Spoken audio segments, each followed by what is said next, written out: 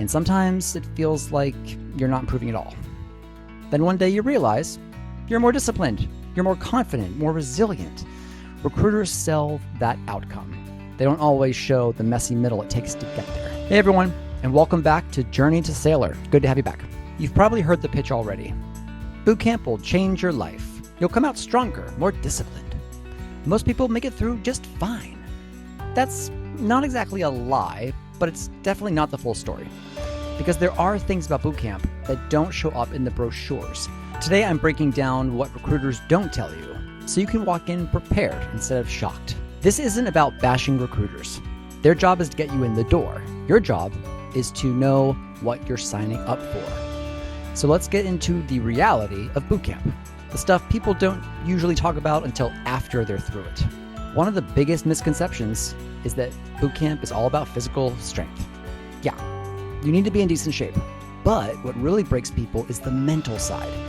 You're going to be sleep deprived, constantly corrected, and under pressure all the time. And it's not just random, it's designed that way. You'll be expected to perform tasks perfectly while stressed, rushed, and sometimes even confused on the purpose. Recruiters might say, just stay in shape and you'll be fine. What they don't emphasize enough is this. If you can't handle the stress, frustration, and being uncomfortable 24/7, that's where people struggle.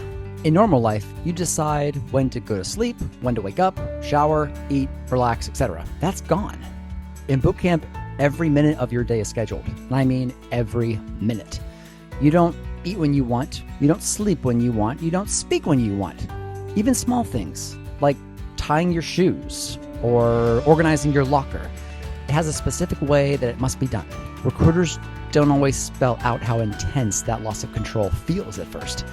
It's not just discipline, it's a complete lifestyle shock.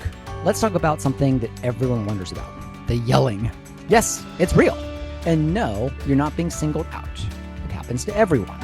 Drill instructors, or RDCs, aren't yelling because they hate you. They're creating pressure to see how you react.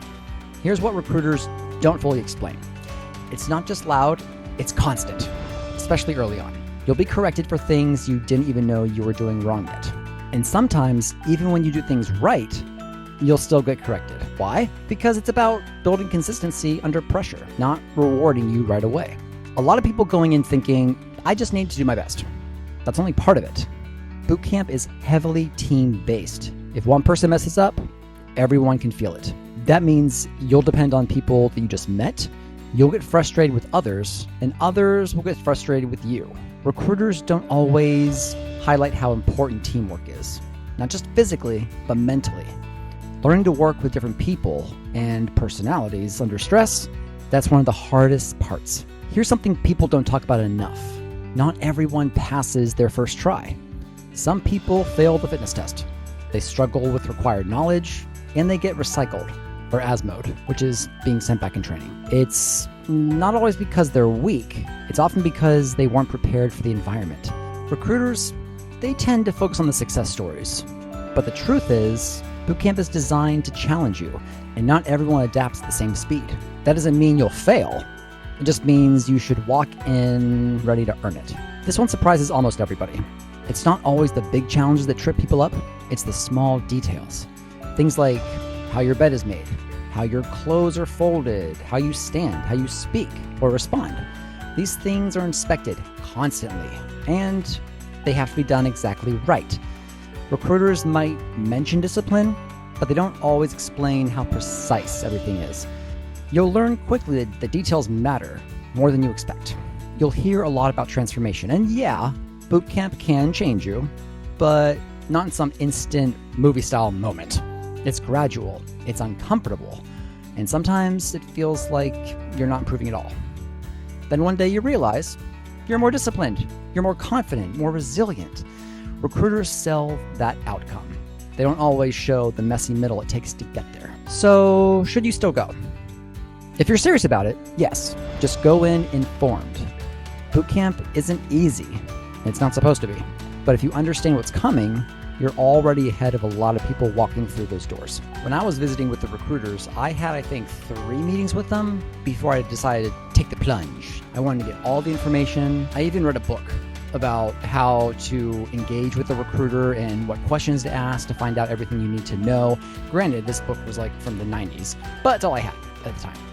And even with that preparation, even with planning out my questions before I went to go speak with them, thinking back, I was not well informed at all because I kind of got screwed over. I mentioned this in a previous video, but basically I was told by my recruiter that the degrees that I had, because of the field of study they were in, I was only eligible for 2 programs to be an officer: radiology and human resources. Neither of those really appealed to me at the time, and so I said, okay, well, I'll just go enlisted. That's fine. Now, had I known that I could have done literally anything, I'd probably be a lieutenant right now, or a lieutenant commander. But I'm just a wee first class. So, yeah, the recruiter, though he was very nice, I'm sure he had a quota to fill, and he didn't want to, enlist, or he didn't want to sign on any more officers. Maybe he met that quota for the month, and he needed more enlisted people. Whatever. Everything happens for a reason. What you may want to do is find either some family members or some friends, co-workers, colleagues, classmates, someone who's been through the process, someone who has enough experience to know what went wrong, what went right, and to give you some really good advice. Because there's nothing better than talking to someone who's actually been through it. And that's what I'm trying to do here. I'm trying to give you guys enough insight so that you don't go in blind, that you get what you need, that you get all the answers you're supposed to get and all the information that you're entitled to. Well, I hope you enjoyed the video. If you haven't already, please hit that like button, hit that subscribe button so you're notified whenever I put a new video out. Usually it's like 2 every week, so keep a lookout for all that information. If you haven't seen these videos, check them out. If you haven't already, please hit that like button, hit that subscribe button, leave a question, leave a comment. I'm here to answer all your questions. Yeah, glad you joined me for this video, and I will see you next time.